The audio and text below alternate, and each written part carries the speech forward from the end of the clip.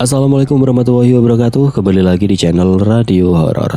Untuk kisah kali ini masih ada sebuah cerita dari tulisannya akun Twitter JF89. Sebuah kisah yang berjudul Perseteruan.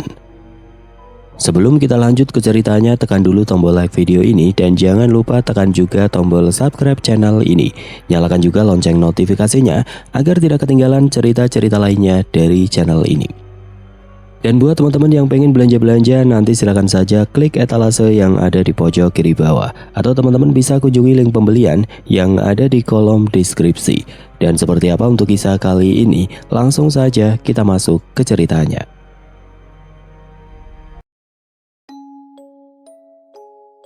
Seluruh toko dan tempat disamarkan.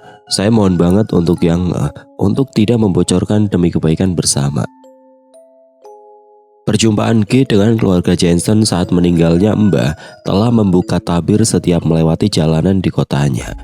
Para penghuni bangunan tua menampakkan diri kepadanya, entah itu suara, sosok, maupun bau yang muncul tidak seharusnya. Namun di balik itu semua terdapat sebuah pertikaian di masa lalu. Ini bukan tentang mereka yang memiliki raga, ini tentang mereka yang halus. Malam itu gerimis mengguyur jalanan kota itu manakala G, Rika dan Ahmad menikmati perjalanan pulang dari sebuah kafe sekedar untuk berkumpul bersama teman-teman yang lain. Ahmad ikut dengan G dan Rika karena memang arah rumahnya sejalan dengan mereka. Jam menunjukkan pukul 9 malam ketika mereka mendekati sebuah bangunan tua yang terkenal angker di kota tersebut. Ahmad yang duduk di belakang tiba-tiba nyeletuk. "Nah, di sini nih yang mau dijadiin wisata mistis sama si Adi." Tanpa diberitahu pun sebenarnya G dan Rika sudah paham itu, terutama selepas kejadian yang terkait dengan rumah Mbah.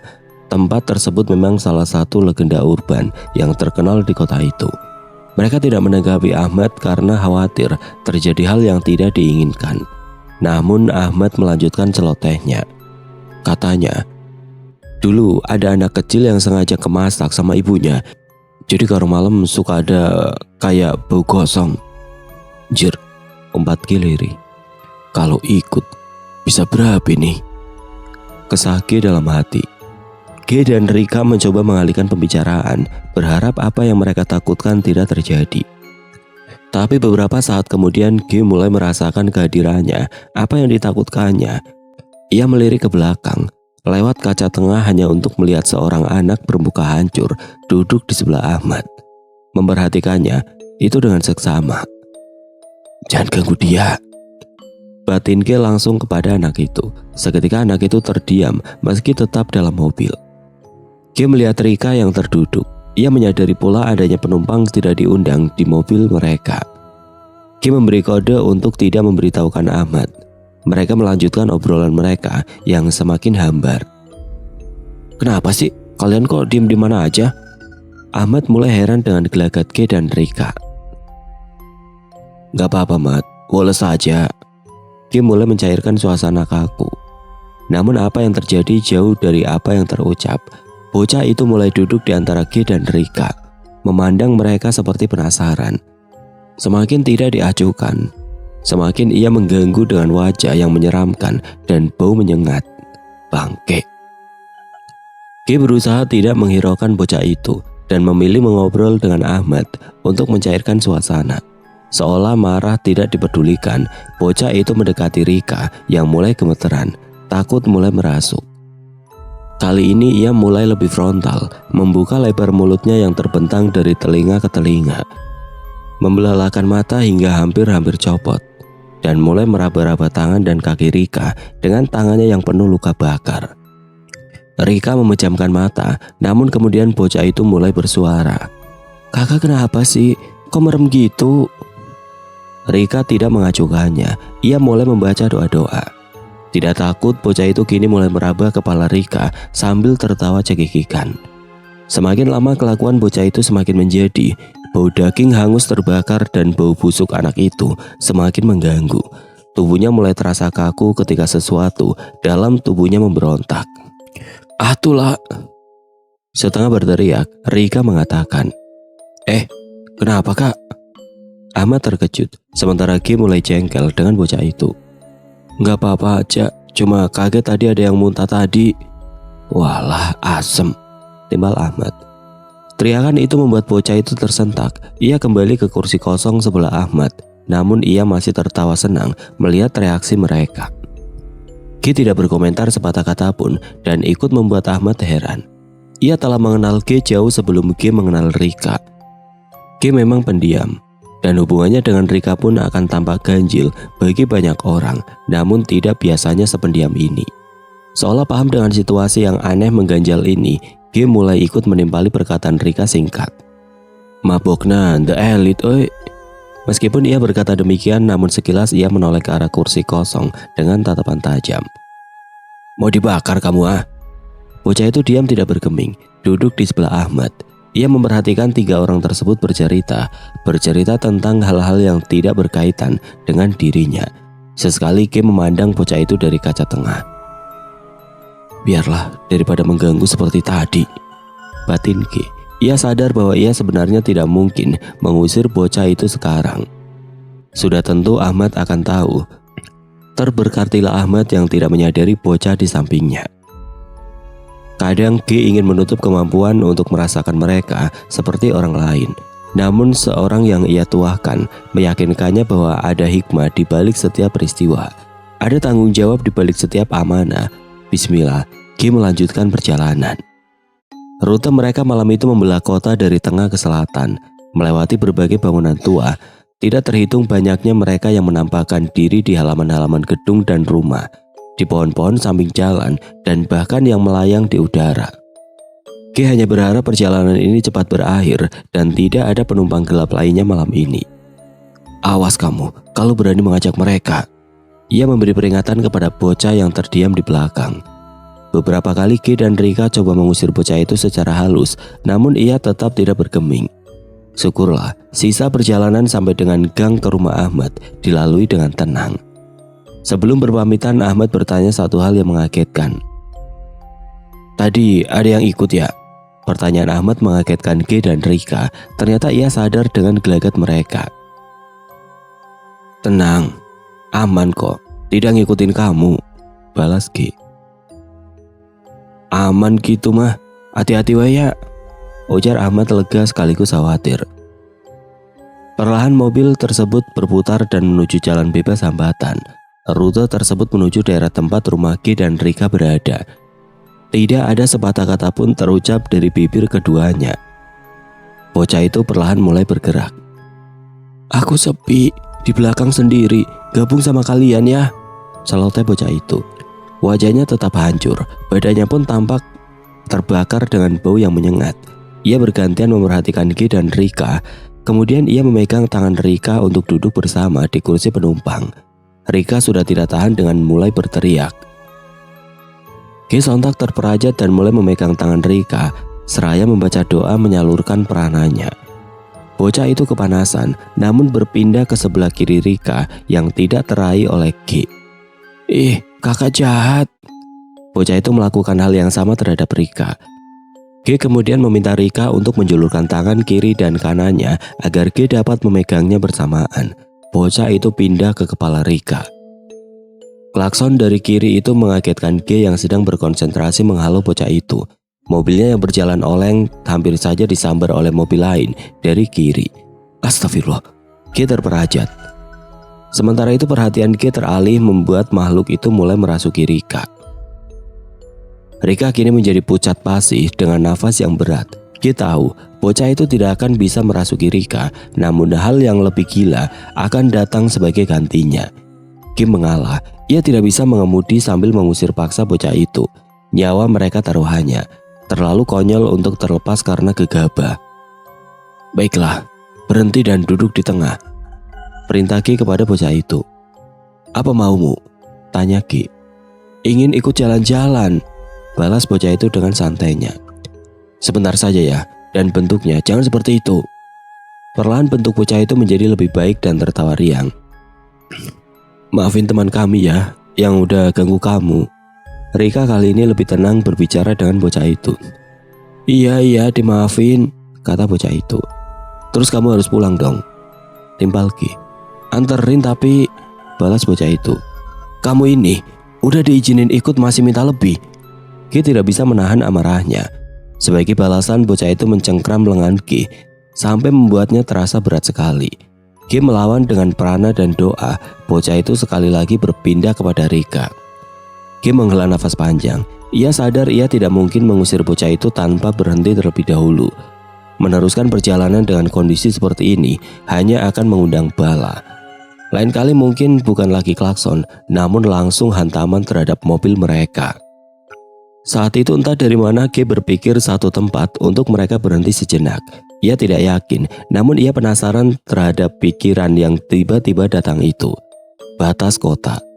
Di batas kota, mobil G menepi di rumputan sebelah kiri jalan tol, membuka kaca jendela mobil sembari menyalakan rokok. Yang, pintu sama kaca kamu juga dibuka ya? Perintah G kepada Rika. Emang dia mau keluar? Tuh, udah pindah ke belakang lagi. Rika ragu apakah rencana G akan berhasil atau tidak. Ia sudah terlalu lelah dengan ini. Dicoba dulu aja, tegas G. Ia terfokus pada bocah itu. Ia membuka pintu belakang mobilnya dan menatap tajam bocah itu. Bocah itu coba menakuti G dengan membuka lebar mulutnya sampai ke telinga dan membelalakan matanya hingga terlepas. G diam, tetap melihatnya tajam. Tidak berhasil menakuti G, ia mulai beralih ke Rika. Namun sebelum berhasil, ia sudah dihalau lebih dulu oleh G. Ia kini terpojok dan ketakutan. Ia coba memelas. Pergi kamu sekarang juga, sebelum tidak bisa pulang sama sekali. Ini bukan wilayahmu. Atau ikut tapi gue bakar. Bentak G lebih keras lagi. Bocah itu perlahan kembali ke bentuk asalnya dan mengangguk. Iya aku pergi kak, tapi nanti ketemu lagi kok, jawab bocah lemah itu sambil keluar dari mobil dan menjauh. G tidak membalas bocah itu. G dan Rika bersyukur bocah itu akhirnya pergi. Sebenarnya G heran mengapa hal tersebut berhasil. Sejujurnya ia ragu dengan ide itu. Rika yang terbengong keheranan bertanya mengapa hal tersebut bisa berhasil. G hanya menjawab entahlah dengan muka yang lega. Sisa perjalanan dilalui dengan tenang oleh mereka berdua. Sebelum meninggalkan rumah Rika, G sempat melihat kembali ke belakang. Khawatir bocah itu masih di sana. Namun syukurlah, hari ini ia akan mengendarai mobil seorang diri. Malam itu berakhir tanpa teror bagi G dan juga Rika. Namun mereka merasa ada yang mengganjal. Mengapa bocah itu dapat diusir semudah itu di batas kota? Ya, batas kota adalah satu hal yang tidak terjelaskan malam itu. Mungkin nanti, di saat yang lebih mencekam. Tabir perseteruan baru akan tersingkap. Meskipun seharusnya G merasa lega karena ia tidak lagi diteror oleh bocah itu, namun rasa penasaran itu selalu mengusiknya. Entah sudah berapa kali ia bertanya kepada orang-orang yang paham hal tersebut dan kembali tanpa jawaban yang memuaskan. Mengapa bocah itu seolah pergi dengan sendirinya di batas kota? Sebuah pertanyaan yang berkembang menjadi obsesi G. Di saat yang sama, hubungannya dan Rika merenggang dan obsesi itu hanya memperburuk hal tersebut. Jurang perbedaan pandangan terasa begitu lebar, manakala ruang untuk persamaan terkikis kesibukan masing-masing. Dengan waktu pernikahan mereka semakin dekat, perdebatan di antara mereka justru semakin sering dan sengit. Satu hal yang kemudian juga dirasakan oleh teman-teman mereka. Entah berapa lama hal tersebut berlangsung hingga satu saat. Hari itu adalah Sabtu yang cerah. G sibuk dengan pekerjaannya ketika notifikasi HP berbunyi. Sebuah pesan dari Tama. G, jadi kan nanti malam? Jangan lupa ajak Rika. Ia hampir lupa malam itu ia ada janji berkumpul dengan teman-temannya. Tama sang inisiator terkenal, penjelajah tempat nongkrong seantero kota, apalagi yang banyak perempuan cantiknya. Sebuah ironi bagi seorang bujang lapuk sepertinya. Kali ini selain G dan Rika, ia juga mengajak Ahmad dan Adi. Meskipun sebetulnya enggan, G tetap akan datang. Entah mengapa, Tama selalu bisa mengajak G, bahkan sejak kuliah dulu. Selain itu, ia ingin memberi kesan bahwa ia dan Rika baik-baik saja dan sedikit berharap bahwa acara malam ini dapat mencairkan hubungan kaku di antara ia dan Rika. Sore itu G menjemput Rika di rumahnya. Hubungan mereka tampak baik-baik saja. Mereka sepakat untuk meredam ruang perbedaan setidaknya untuk malam ini. Dalam perjalanan Rika membuka obrolan. Tempatnya di mana emang? Panisan katanya, aku juga nggak tahu di mana, nanti ketemuan dulu. Panisan? Ia tahu tempat itu, terletak di daerah pegunungan dan cukup sering dikunjungi untuk sekedar mengobrol, menikmati pemandangan kota dari atas. Menarik dikunjungi, meskipun ia sedikit takut, rasa takut yang tidak bisa dijelaskan oleh nalar. Mereka bertemu di masjid yang sama di mana Rika menjemput Ki waktu itu. Tama bersama Adi dan Ahmad akan pergi dengan mobil Tama, sementara Ki dan Rika akan mengikuti dari belakang. Selepas maghrib mereka berangkat. Di tengah perjalanan mobil Tama melambat dan kemudian berhenti. Ki kemudian menepikan mobilnya dan bertanya apa yang terjadi. Gak tahu Ki, mobil gue kerasa berat. Duluan aja, ikutin Google Map. Ki mengiyakan sambil meledek, mungkin mobil Tama berat karena metik. Namun sebenarnya ia merasakan ada yang tidak beres. Di mobil, Rika bertanya tentang Tama. Ki hanya menjawab mobil Tama berat karena bukan manual. Samar, Rika pun merasakan keganjilan. Jalan ke tempat itu menanjak dan berkelok-kelok. Meski demikian, jalan sempit itu penuh oleh kendaraan malam itu. Mereka yang mencari tempat untuk menikmati hidangan dan pemandangan di malam minggu, termasuk mereka yang dari luar kota dan mereka yang tidak tampak.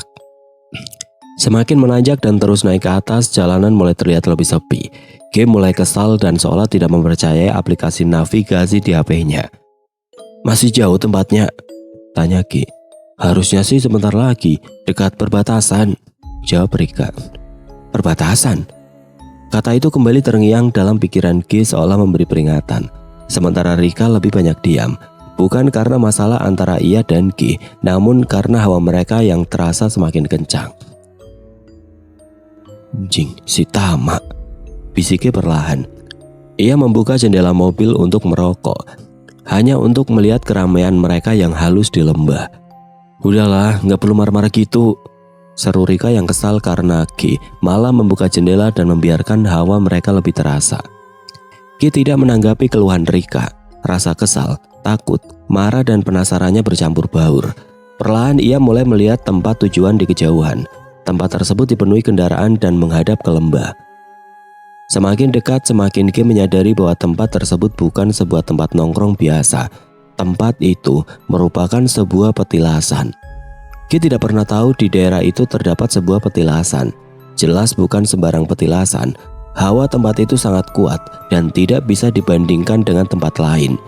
Sekilas ia sudah melihat para penunggu petilasan tersebut. Mereka tidak bisa ditemukan di sembarang tempat. Setelah parkir, Ki terdiam dalam mobilnya. Ia fokus untuk berdoa, memohon izin dan keselamatan. Rika pun seperti terpaku di tempat duduknya, tidak bergerak sama sekali. Ki membuka mata, namun tatapannya mengandung sedikit kekhawatiran. Tidak lama Tama, Ahmad dan Adi datang. Mereka langsung keluar mobil sambil asik mengobrol sesuatu. Mereka mendekati mobil Ki dan mengetuk kaca jendela. Ketukan mereka membuyarkan lamunan Ki dan Rika. Perlahan mereka membuka pintu. Kenapa nggak langsung masuk aja Ki? Tanya Tama. Nunggu lo lah, kan yang hafal lu, balas Ki. Gue juga belum pernah kesini Ki. Ki keheranan. Ayo masuk, ajak Tama tanpa memperdulikan keheranan Ki. Tempatnya asik buat nyepi, yang gini man, komentar Adi. Segini rame, jangan mau nyepi terus di, susah jodoh, canda Ahmad. Assalamualaikum, sampurasun, mohon maaf semuanya, saya izin masuk, bisik Ki lirih. Salam Ki hanya dibalas dengan tatapan tajam dari mereka. Rika menganggukkan kepala seperti meminta izin. Tidak biasanya dalam beberapa waktu terakhir, Rika memegang tangan Ki erat. Rasa takut itu mulai dirasakannya kuat. Sambil berjalan masuk, Adi bercerita bahwa mobil Tama kembali bermasalah di tengah jalan. Ia hanya berasumsi bahwa mobil itu jarang dirawat mesinnya, satu hal yang langsung dibantah Tama. Tama di lain sisi seperti memikirkan hal lain. Mereka berjalan masuk dan disambut gapura bambu yang dilanjutkan jalan setapak menuju lereng di mana kursi dan meja pengunjung berada. Jalan setapak menurun itu hanya cukup untuk dilalui dua orang dewasa bersamaan. Dengan pandu seorang pegawai kedai, mereka menyusuri jalan setapak tersebut. Tama di depan dan G paling belakang. Selama perjalanan turun, G dengan seksama memperhatikan tempat tersebut. Tempat tersebut sangat penuh dengan para pengunjung dan juga mereka yang halus. Di beberapa titik berjaga mereka yang tampak seperti hulu balang kerajaan kuno. Mereka memperhatikan para pengunjung yang melintas. Semakin ke bawah, semakin banyak pengunjung dan mereka yang halus. Semakin kuat pula hawanya. Kepala G terasa berat, sementara Rika berjalan terhuyung. Sampailah mereka di tempat yang belum terisi, sebuah bangku dan meja kayu. Sebelum mencapai tempat tersebut, mereka harus melalui para pengunjung yang duduk di atas tikar dan juga mereka yang berpakaian seperti orang zaman dulu. G mulai kesulitan membedakan mana yang kasar dan mana yang halus. Akhirnya mereka sampai di tempat duduk mereka. Pelayan kedai langsung memberikan daftar menu kepada mereka. Entahlah, G tidak berminat sama sekali untuk memesan makanan atau minuman saat teman-teman dan tunangannya sibuk memilih menu. G akhirnya memesan kopi hitam tanpa gula dengan harapan minuman itu akan menghilangkan berat di kepalanya. Sebenarnya ada kekhawatiran di hatinya. Sejak mereka masuk, seolah ada tatapan tidak suka terhadap mereka. Semoga tidak terjadi apa-apa, harapnya. Mereka harus menunggu lama untuk pesanan datang karena penuhnya kedai. G mulai menyadari bahwa lembah tersebut sangat ramai. Sesekali terlihat cahaya merah menyala di dasar lembah. Namun apa yang membuat G terperangah adalah sebuah pohon besar tidak jauh dari area kedai. Sambil merokok, G memperhatikan seksama pohon itu. Siapapun yang berada di sana pasti tidak sembarangan. Pohon tersebut dijaga ketat oleh para hulu balang, beberapa raksasa dan makhluk-makhluk lainnya. Di sekeliling mereka ramai oleh orang-orang berpakaian lawas, berwajah pucat bahkan rata. G tidak berani menerawang lebih jauh. Semakin ia memikirkan pohon tersebut, semakin terasa berat badan dan kepalanya. Leher dan punggungnya mulai terasa kaku, pertanda bahwa ia sebaiknya jangan macam-macam dengan siapapun yang berada di pohon itu. Rika mencengkram lengan G erat, seolah merasakan hal yang sama. Sementara ketiga teman mereka tampak tidak terpengaruh sama sekali. "Anterin aku ke kamar mandi," bisik Rika. G menganggukkan kepala, ia merasa mendapatkan kesempatan untuk menikmati udara segar. Baru beberapa langkah berjalan, Tama berteriak, "Orang ikut!" Setengah berlari ia mengejar G dan Rika. G dan Rika keheranan melihat gelagat Tama. "Mau beli rokok, habis nih." Tama memberi alasan. Mereka berjalan cepat meninggalkan Adi dan Ahmad. Sesampainya di atas, Rika menuju kamar mandi di bangunan utama, sementara G dan Tama keluar mencari warung. Mereka berdua enggan mengeluarkan uang lebih untuk rokok yang juga dijual di kedai itu. Selain ada alasan lain yang membuat Tama menyusul G dan Rika. G dan Tama mengobrol di luar dekat tempat parkir.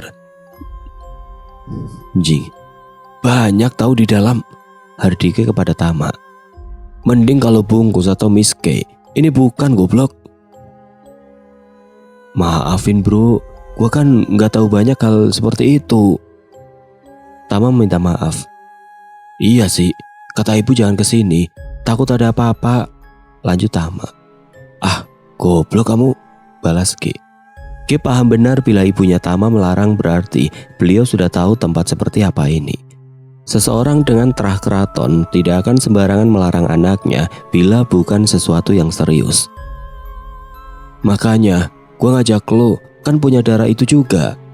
Tama sekali lagi coba merayu. "Yang ini beda loh." Entah telah berapa kali Tama mengajaknya ke suatu tempat yang banyak dihuni yang halus. Namun kali ini ia tidak yakin akan baik-baik saja. Mereka berbeda. Dan ini kali pertama bertemu mereka yang seperti itu. Mata G menerawang ke angkasa, sementara Tama yang merasa tidak enak memilih untuk diam. Tidak lama Rika menyusul keluar. Ia mengelus perutnya dan terlihat pucat. Ia seketika heran melihat G dan Tama yang tampak asik dengan rokok masing-masing. "Kamu kenapa, Yang? Kok pucat gitu?" Kali ini G benar-benar khawatir dengan Rika. "Gak apa-apa, cuma gak enak perut," balas Rika singkat. Namun tatapannya hendak memberitahu hal lain. "Nanti aja. Maafin teh, gak nyangka banyak yang gitunya." Tama meminta maaf. Penggunaan kata teh menunjukkan bahwa Tama benar-benar menyesal. Dia yang termuda di antara semua. "Ah, biasanya oke gitu Tam, santai wae," balas Rika. Ia enggan berdebat. "Emang ada apa saja sih?" Tama masih penasaran. "Pokoknya banyak aja," pungkas G. Merasa bersalah, Tama memutuskan untuk mentraktir teman-temannya hari ini. Ia juga mengajak mereka untuk segera pergi mencari tempat lain segera setelah makanan dan minuman mereka habis. G dan Rika setuju, namun mereka sekarang harus memastikan bahwa Ahmad dan Adi baik-baik saja. Mereka bertiga berjalan kembali ke meja mereka di bawah. Sambil berjalan, Rika berbisik kepada G. Ada nenek-nenek aneh, wangi melati di kamar mandi, matanya hitam semua. Dia bilang sesuatu ke aku. Bilang apa? Si Neng gelis pisan. Tidak heran banyak disukai. Sudah kena tatapannya. Ki seketika terperajat. Kamu gak lagi dapet kan? Ki tiba-tiba bertanya. Enggak, kenapa gitu? Gak apa-apa. Perasaan Ki sedikit lega. Setidaknya masalah malam itu tidak akan bertambah. Namun baru beberapa langkah mereka jejakan di jalan setapak, listrik di kedai tersebut padam. Mereka bertiga, seperti halnya pengunjung yang lain, tercekat dalam gelap. Seolah kembalinya mereka ke dalam disambutan oleh para penghuni. Samar di kejauhan terdengar alunan musik tradisional, bukan sembarang musik, musik pengiring tarian Jawa. Kim memegang tangan Rika dan Tama sekaligus, meminta mereka untuk istighfar dan fokus kepada Yang Maha Tunggal, memohon pertolongan. Di tengah panik kedua temannya, Kim menutup mata, membaca kitab suci dalam jiwa dan berbisik. Kula nedha widi lebedei, sangkan kereta sadya buanaku yang ngeresaken Gusti Allah Subhanahu wa Ta'ala. Tidak lama lampu kembali menyala. Seorang pelayan mohon maaf kepada mereka dan pengunjung lain untuk ketidaknyamanan itu. Mereka bertiga kembali berjalan melewati para pengunjung yang tampak masih kebingungan. Nista dan maja telah terjadi. Semoga Utama tidak menyusul. Meski ia tidak tahu apalagi yang bisa membuat penghuni tempat ini tertarik kepada mereka. Sampailah mereka bertiga ke meja mereka. Ahmad dan Adi langsung menanyakan dari mana saja mereka. Maaf ya, tadi beli rokoknya agak jauhan. Alasan konyol, namun bisa membuat mereka berdua percaya. Sementara Ahmad dan Adi menyelesaikan makanan dan minuman mereka dengan santai, Rika dan Tama menghabiskan dengan terburu-buru. G yang hanya memesan kopi hanya melihat ke arah pohon itu. Kali ini ia mulai mengerti dan mulai berani. Kenapa sih buru-buru banget? Adi keheranan melihat Tama dan Rika terburu-buru menghabiskan makanan mereka. Ayo kita cabut sebentar lagi, ada Rama. Takut, dia nunggu. Tama coba berkilah. Dikirain kesini saja, timbal Ahmad. Emang kejanjian? Tadi orang WA Rama, teman mereka semua yang tinggal dan bekerja di pulau lain. Kebetulan ia sedang datang hari itu, saat yang tepat untuk segera mengajak mereka pergi dari tempat itu. Ahmad dan Adi pun menjadi ikut terburu-buru menghabiskan makanan dan minuman mereka. Sudah lama mereka tidak bertemu Rama yang merantau sejak beres kuliah beberapa tahun lalu. Ki tersenyum, masih ada kesempatan untuk selamat. Semakin lama mereka berada di situ, semakin terancam jiwa mereka. Tembang tadi adalah pemikat sukma yang dimainkan secara gaib. Siapa yang dikehendaki akan mendapatkan ketenangan, namun siapa yang tidak akan tersesat. Namun senyuman G hanya bertahan sejenak. Listrik kembali padam. Kali ini listrik langsung menyala untuk kemudian padam kembali. Hal tersebut terjadi beberapa kali sampai kembali padam cukup lama. Alunan tembang itu terdengar dekat, seperti berasal dari sekitar pohon itu.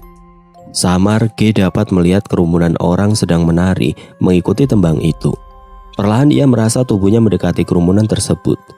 Tiba-tiba mata G terpejam, hingga listrik kembali menyala pun ia masih terpejam. Ahmad dan Adi heran mengapa ia bisa tertidur tiba-tiba, sementara Rika dan Tama panik. Mereka mencoba membangunkan G namun tanpa hasil. Sebelum Tama memukul punggung G dan ia terbangun. Bukan mengucap istighfar seperti yang dikatakan Tama, tapi ia malah mengucap syukur. Aneh. G yang baru terbangun melihat makanan dan minuman yang mereka pesan telah banyak yang habis. Ia segera mengajak mereka untuk pergi. Wajahnya masih menyiratkan kekhawatiran. Merasa mulai tidak enak, mereka semua setuju untuk segera pergi dari kedai tersebut.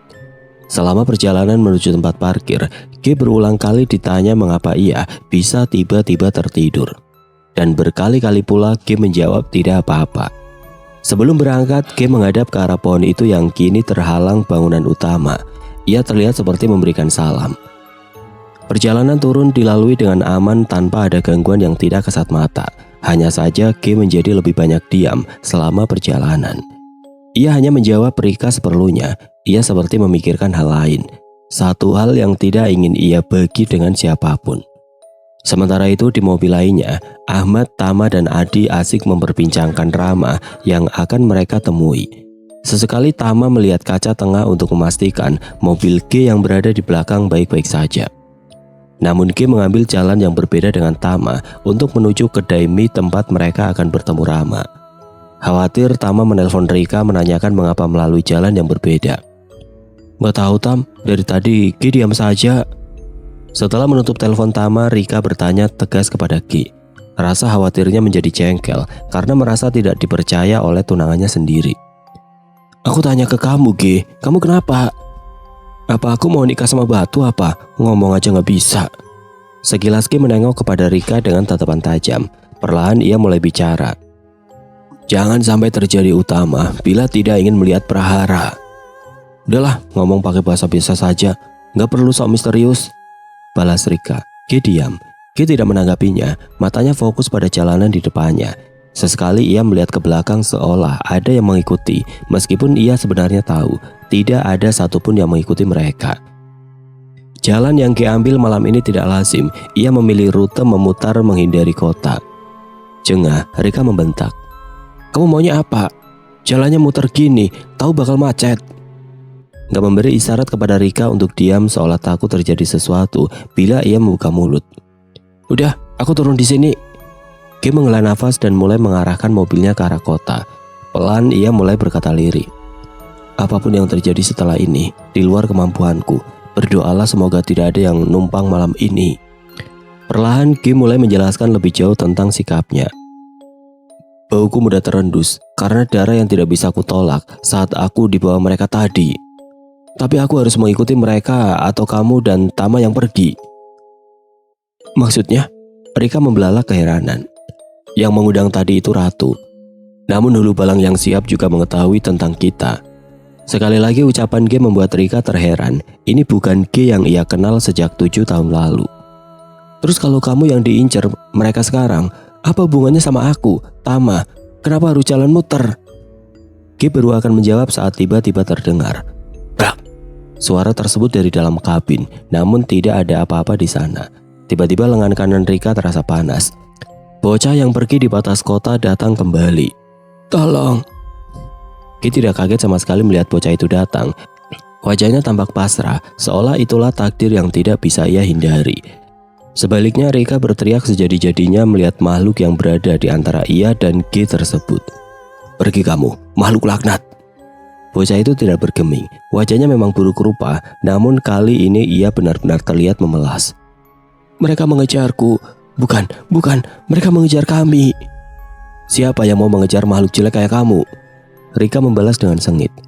"Mereka dari petilasan," saut G singkat. "Dengar bocah, aku gak bisa maksa kamu pergi sekarang, tapi tolong jangan ganggu, ngerti?" Bocah itu diam di tengah, benar-benar tidak mengganggu, tidak seperti dulu. "Bodoh, kamu asal mendekat, sekarang kamu jadi incaran mereka." "Mereka gila kak, mereka ingin mencelakai aku dan teman-temanku," balas bocah itu. "Dan sekarang maksa buat nolong kamu." Bocah itu sekali lagi diam. "Dengar, di depan keluar dari mobil. Ada banyak temanmu di sana. Aku tahu dan jangan membantah," jelas G.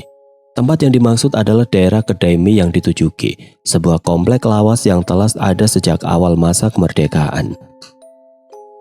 "Kami berhenti di sini. Kamu harus pergi sekarang," hardi G. Bocah itu menurut dan perlahan menghilang. G dan Rika tiba di kedai mie itu. Sebenarnya G enggan untuk singgah. Ia ingin secepatnya lari, namun bila ia melakukan itu, jiwa Tama terancam saat perseteruan itu terjadi, dan pasti akan terjadi. Nista, Maja, dan Utama telah berwujud. G dan Rika turun dari mobil menuju kedai tersebut. Wajah mereka terlihat sangat pucat dan tegang. G, gimana? Sehat?" Rama menyapa G. G hanya mengiyakan bahwa ia baik-baik saja dan tersenyum lemas. Obrolan mereka yang seharusnya menarik berlangsung hambar. Hanya Rama, Ahmad, dan Adi yang terlibat seru dalam obrolan. G dan Rika lebih banyak diam, sementara Tama hanya sesekali menanggapi. Gelagat G dan Rika benar-benar membuat Tama khawatir. Ia tahu sesuatu telah terjadi. G tenggelam dalam pikirannya sendiri. Apa yang harus ia lakukan selanjutnya? Berharap bahwa prahara yang terjadi cukup melibatkan mereka saja tanpa perlu melibatkan dirinya, tunangannya dan temannya. Makhluk yang paling mulia, tanggung jawab yang paling besar, bisik batinnya. Ia meneguk double shot espresso sekaligus, seolah memaksa tubuh lelahnya untuk terus terjaga. Hal tersebut membuat Rama menyadari pula ada yang tidak beres. Ia bertanya namun hanya dijawab senyuman. Rika perlahan mulai membaur dalam obrolan. Apapun yang G pikirkan ia mulai tidak peduli. Biarlah bila ia ingin menyimpan sendiri. Berbeda dengan Tama, ia bertanya ada apa kepada G. Sekali lagi G diam, tidak nyaman. G mengatakan ada sesuatu yang tertinggal di mobil. Tama tahu itu hanya alasan untuk menjauh. Ia mengejarnya. Kenapa sih lo? Merasa tidak bisa menghindar lagi, akhirnya G menyerah. Ia menyalakan sebatang rokok dan mulai bercerita. Yang di tempat itu ngikutin gua. Tahu apa yang gue bilang? Masalahnya, tadi ada hantu Belanda tiba-tiba mendekat. Sekarang dia dan sejenisnya yang jadi inceran. Terus hubungannya dengan lo apa? Darah leluhur, jawab Ki singkat. Gua ada di tengah-tengah. Kalau mereka minta tumbal, gua harus milih. Gua udah ngomong ya, semua resiko ditanggung sendiri. Kalau gue gak bisa ngebantu lagi. Selepas G mengatakan itu, suasana sekitar kedai tiba-tiba berubah. Udara mendadak panas sekali, padahal saat itu hampir tengah malam. Tama dan G menjadi sangat merinding, seolah ada banyak yang halus, dan hampir seluruh pengunjung kedai merasakan itu. Mereka melihat ke halaman kedai namun tidak ada apa-apa. Namun tidak bagi G. Di halaman itu bahkan hingga jalan di depan, berderet mereka dengan berbagai bentuk. Entah berapa banyak, serempak mereka berkata, "Tolong!" Brengsek, pada datang mereka, umpat G. Siapa G? Tama keheranan. Yang dari atas, cepat masuk. Takut lo diincar juga. Hah? Kenapa? Cepat masuk. G tidak menjawab namun berteriak dengan panik. G menatap mereka lekat, berwajah pucat, hancur, rata, anak kecil maupun dewasa dan entah bagaimana bentuknya. Seolah semuanya berkumpul di tempat itu, meminta tolong kepadanya dari ancaman sesuatu yang mereka takuti. Penghuni petilasan. Ya, penghuni petilasan itu mungkin telah ada di tempat itu jauh sebelum kota ini ada. Jauh sebelum penghuni kota ini tiba dari berbagai penjuru. Kita tahu benar, perseteruan telah dimulai. Sambil panik berlari masuk, Tama samar melihat mereka. Ia ketakutan setengah mati, namun ia lebih khawatir melihat G. Sementara Rika tertunduk. Ia tidak mampu melihat ke halaman. Kedai itu mendadak hening. Perlahan G berjalan mendekati mereka. Baginya tidak ada jalan lain. Baru beberapa langkah ia berjalan, angin bertiup kencang. Belum mereda angin itu, terdengar petir menyambar. Dekat sekali dari kedai tersebut. Suasana mendadak gaduh, meski pengunjung kedai terdiam. Tama berteriak memanggil G, namun ia terus berjalan menuju kerumunan itu. Tidak ada satupun dari mereka yang berani menyentuh G, mereka hanya menatapnya penuh harap. Sampai di ujung kerumunan, G melihat bocah itu tertunduk lesu, menunjuk sesuatu di ujung jalan. Bocah, kamu memang selalu merepotkan. Di ujung jalan berdiri mereka, yang ditakuti penghuni halus kota ini. Sesosok tinggi besar berwarna merah dengan taring yang menggantung hingga ke tanah. Kakek-kakek peot bertubuh kecil, sampai mereka yang berpakaian hulu balang dengan mata besar dan gigi-gigi yang runcing. Namun di sana tidak ada sang ratu. Bedebah laknat, hianat syariah, teriak G, muak sekaligus sedih dengan apa yang ada di hadapannya. Mereka yang berkhianat dari kastanya, mereka yang berkhianat pada ratunya, mereka yang dahulu bersama leluhurnya. Seketika badan dan kepalanya terasa berat, terhuyung ia duduk di trotoar. Seorang kakek buruk rupa itu mendekat perlahan, ia tertawa terkekeh. Sudah cu, leluhur, jangan dilawan. G merapal doa disalurkan lewat peranah untuk balik melawan. Kakek itu mundur sejengkal, namun pasukan di belakangnya maju menerjang, menahan G di sebuah pohon. Sesosok kepala menggantung dengan lidah terjulur menjilati G yang terpojok. Bau anyir makhluk itu membuatnya mual. Perlahan kakek itu mendekat sambil terkekeh. Aku tidak melawan leluhur. Ki terbata-bata. Aku mengingatkan yang silap. Jaksia, kami salah. Kakek itu murka menunjukkan giginya yang hitam dan lidahnya yang panjang. Bola matanya melompat keluar. Ki merasa tercekik. Hilaf oleh dunia, lupa pada kasta, tita ratu dilawan, bisik Ki. Minta jadi budak ular kamu ya? Seketika terdengar alunan tembang gaib itu sekali lagi. Kali ini Ki tidak bisa melawan. Dan semua menjadi gelap. Di kedai hujan turun dengan lebatnya disertai angin kencang. Para pengunjung tidak terkecuali teman-teman dan tunangan Ki terjebak di kedai tersebut. Semua berdoa, semua berharap dalam takut dan kalut. Beberapa mulai menggeram tidak jelas. Beberapa gelas mulai terjatuh tanpa tersentuh. Sebuah asbak tiba-tiba melayang menghantam tembok. Beberapa perempuan menangis histeris, sementara beberapa lainnya tertawa terbahak. Pertanda bahwa kini tubuh mereka mulai diincar sebagai tempat berlindung. Rika yang dari tadi terus bersikir dan berdoa, berteriak kaget ketika seorang wanita tanpa mata dan lidah menatap di hadapannya sebelum kemudian ditarik menjauh oleh seseorang berpakaian pangsi dengan lidah terjulur ke tanah. Malam ini terlalu gila. Ki berjalan mengikuti lorong gelap menuju arah dari suara tembang itu. Sesampainya di ujung, ia bertemu dengan Ratu. Ia berjalan mendekati Ki dan memukulnya keras. Berani kamu melawan leluhur? Baru akan Ki menjawab, seluruh badannya kaku. Perlahan perempuan bertubuh ular mendekat. Wajahnya cantik sekali, namun ketika ia tersenyum, tampaklah mulutnya yang menganga dari telinga kiri ke kanan. Dengan deretan gigi runcing dan lidah terbelah layaknya ular. Terbata-bata Ki coba untuk berkata, Aku hanya mengingatkan Paduka Ratu akan kesalahan, akan kehendak yang maha berkehendak. Sang Ratu terdiam. Ki pasrah bila jiwanya harus menjadi budak ular iblis itu selamanya. Ia telah mengatakan apa yang harus ia katakan. Kesatria tidak pernah diperbolehkan menindas yang lemah. Sementara sang Ratu terdiam, perempuan itu tersenyum dan terus menjilatinya. Si Kasep. Ki melawan. Ia pasrah bila jadi budak, namun tidak sudi beranak iblis. Perlahan ia mengucap kalimat tauhid. Seketika perempuan ular itu menggigitnya dengan keras. Ia berteriak kesakitan.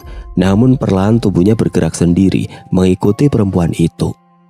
Tiba-tiba muncullah seorang kakek tua dengan pakaian putih dan bertongkat kayu. Ia mengucap salam kepada sang Ratu. Sudah, sekuturunan jangan berperang. Ratu itu mendengar seksama. Dia turunan saya. Tentunya Ratu tahu maksudnya. Kakek itu berbicara dengan tenang. Ratu menimbang arti ucapan kakek tadi. Terserah kamu saja. Tapi anak ini jangan melawan lagi. Kakek tua itu tersenyum. Tidak akan kalau melawan karena salah. Ratu mengangguk. Perempuan ular itu melepaskan Ki. Perlahan ular itu pergi menjauh. Ratu kemudian berkata, Ampura cu. Maafkan cu. Sekarang pergilah kamu. Dengan dibantu kakek itu, Ki berjalan kembali. Sampai pada satu titik, kakek itu berkata, Cukup sampai di sini. Dari sini kamu bisa pulang sendiri. Sabarlah dalam menghadapi kesulitan. Nanti pada saatnya semua akan terbuka. Pesan dari kakek itu sebelum perlahan menghilang. Perlahan kesadaran Ki kembali pada raganya. Hujan telah berhenti, meninggalkan udara dingin dan kedinginan. Tidak ada siapapun di sana, hanya ada Ki yang menggigil kedinginan dan kebingungan di mana dirinya berada. Perlahan ia mulai mengingat jalan di kotanya itu. Dengan tubuh yang masih terasa nyeri, ia paksakan untuk berjalan kembali ke kedai. Jalan itu sangat berantakan, seperti telah dilanda badai. Namun ia tidak melihat satupun mereka yang halus di sana. Syukurlah. Ia kembali ke kedai itu hanya untuk melihat kedai itu telah sepi, meninggalkan hanya tunangannya dan teman-temannya di sana. Mereka berhamburan menyambut Ki, menawarinya minum dan lain sebagainya. Namun ada yang aneh. Rika diam. Ki berterima kasih kepada mereka semua atas segalanya. Terima kasih banyak ya. Maafin jadi buat repot. Santai woi Ki. Kita kan dulur, serempak mereka menjawab. Ki memutuskan untuk segera pulang bersama Rika dan menolak tawaran untuk diantar dari teman-temannya. Tenang, ku udah gak apa-apa kok. Mereka tahu bila Ki berkata demikian, mereka tidak bisa berbuat apa-apa. Namun selain itu ada satu hal yang harus dituntaskan bersama Rika. Ya, hanya berdua. Atau setidaknya seharusnya demikian. G dan Rika terdiam sepi dalam perjalanan pulang mereka. G kemudian berkata, "Bocah, ngapain kamu masih di situ?" Perlahan bocah itu mulai keluar dari balik tubuh Rika. G baru saja hendak mengusir bocah itu sebelum ia menyadari ada yang ganjil. Bocah itu lebih menyeramkan dari biasanya. Badannya terbakar habis dan tampak layu, seperti sari patinya telah habis diserap sesuatu. G membanting bocah itu ke bangku belakang, menatap Rika tajam. Ia menerawang mata tunangannya sedalam-dalamnya.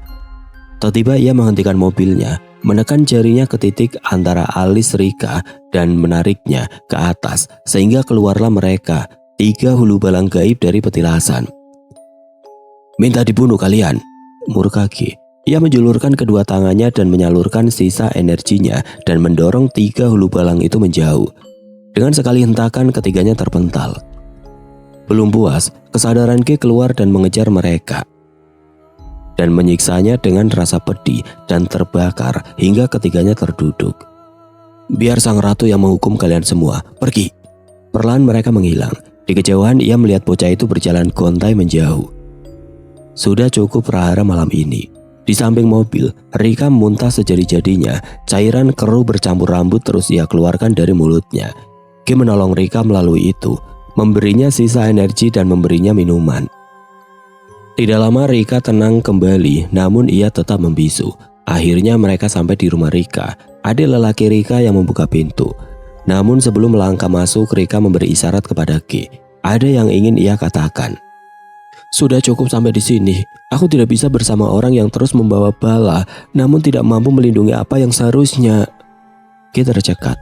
Ia telah bersiap ribuan kali untuk ini, namun hal tersebut tetap menyakitkan. G menarik nafas panjang, mengambil rokoknya yang tersisa 1, lalu mengisapnya. Malam ini sudah cukup terkutuk. Ia tidak mau berdebat lebih panjang. "Baik, aku pamit sekarang. Namun tolong kendalikan ego dan pemikatmu itu sebelum meminta prahara lebih banyak." Rika coba memanggilnya, namun ia tetap berlalu dengan mobilnya, menerabas kosongnya jalanan di tengah dinginnya malam. Hari esok, mungkin bagi mereka yang masih punya waktu untuk bernyawa. Selama 7 hari 7 malam, G tidak lebih seperti seonggok daging. Energinya habis terkuras, badannya dipenuhi luka memar sementara bisul mulai tumbuh di wajahnya. Sorot matanya hilang dan mimpinya selalu sama, menari diiringi tembang jiwa yang mengiringnya ke lorong yang gelap. Sementara Rika tidak jauh lebih baik. Perutnya seperti dirajam, apapun yang masuk akan segera dikeluarkan. Ia selalu menggigil meski telah berselimut tebal dengan baju berlapis. Tembang itu menyeretnya masuk lebih dalam. Hingga pada malam ke-7, mereka bermimpi sama, didatangi oleh kakek berjubah putih itu. Ia hanya memberi pesan misterius sebagai jawaban pertanyaan dan penderitaan mereka. Jika Huripan. Kota ini terpisah oleh wilayah mereka yang menghuni kota dan menghuni gunung sebagai keniscayaan atas perjanjian leluhur terdahulu.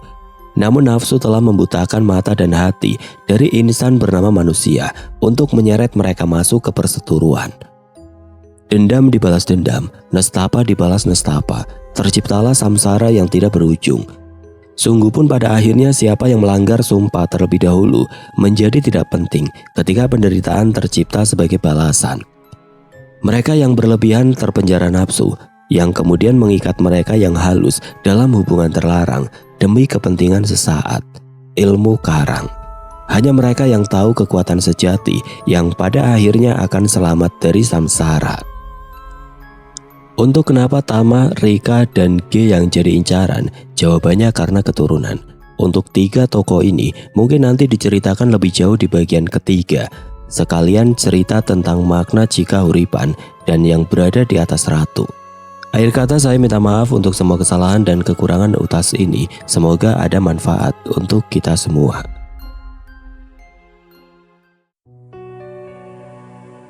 Oke teman-teman, sekian untuk kisah kali ini. Bagaimana menurut kalian tentang kisah ini? Tulis komentar kalian di kolom komentar. Dan buat teman-teman yang baru bergabung, jangan lupa untuk like, komen, share, serta subscribe channel ini. Dan nantikan kisah-kisah horor berikutnya tetap di channel Radio Horor. Wassalamualaikum warahmatullahi wabarakatuh.